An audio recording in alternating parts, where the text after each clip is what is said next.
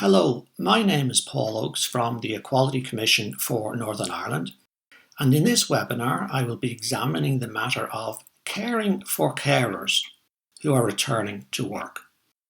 In doing this, I'll be examining the world of work in Northern Ireland in the context of COVID-19 at the current time.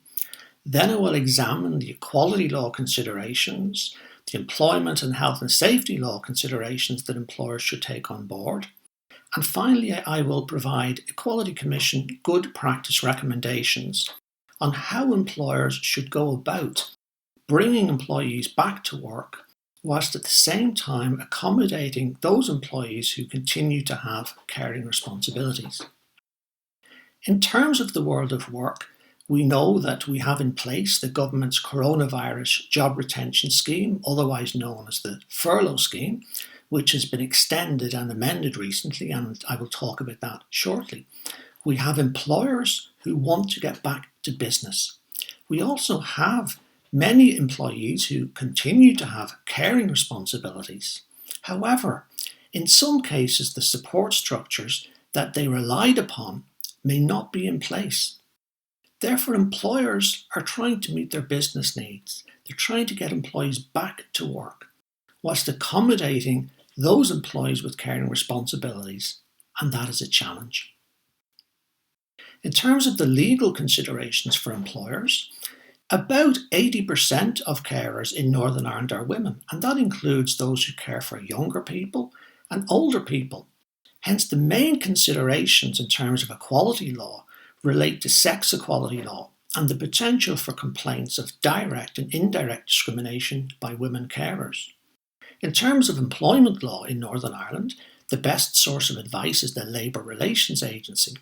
However, broadly speaking, we know that employers have a duty to provide a safe working environment and they have a duty of care to their employees.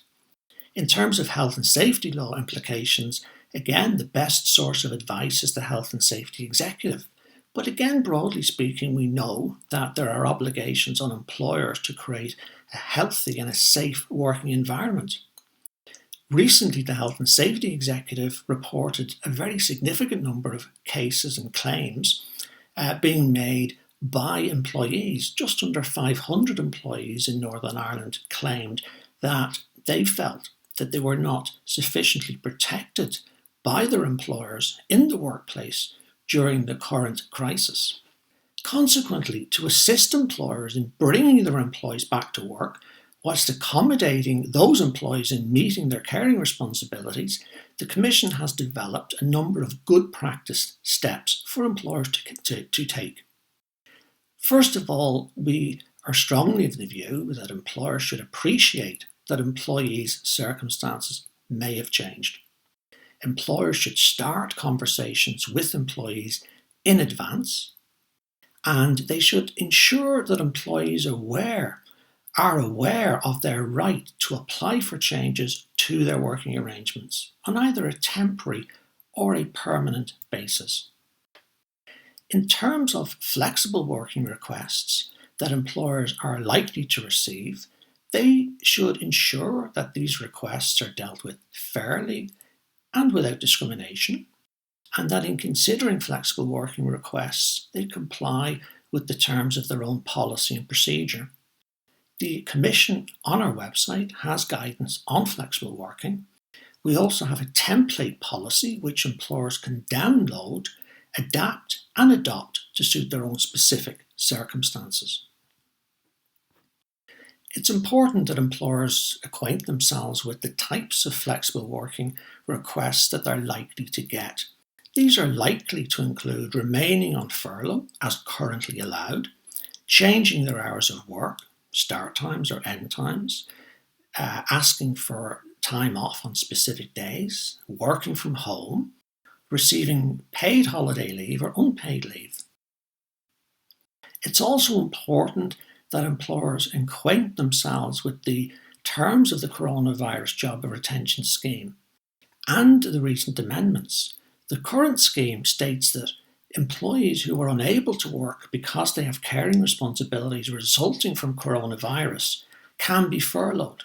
For example, employees that need to look after children can be furloughed. Employees may remain on the current furlough scheme even where their employer has available work. In terms of the recent changes to the job retention scheme, it has introduced a two-phase process.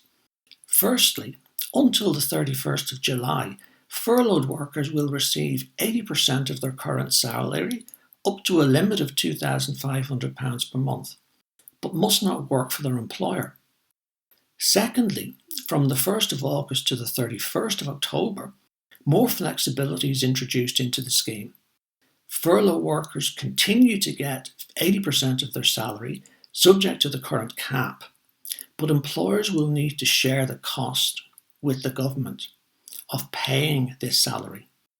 The level of employer support is to be determined, and more information is likely to be available at the end of May. In summary, it's important that employers appreciate the context in which we are now working and living, and in particular that employees' circumstances may have changed. Employers recognise the potential for indirect discrimination, that they constructively consider requests for flexible working, and that employers implement the Commission's good practice recommendations. In conclusion, the Commission remains open for business. If you require any additional assistance in relation to the topic covered in this webinar, please do not hesitate to contact us, and we would be delighted to assist you. Thank you.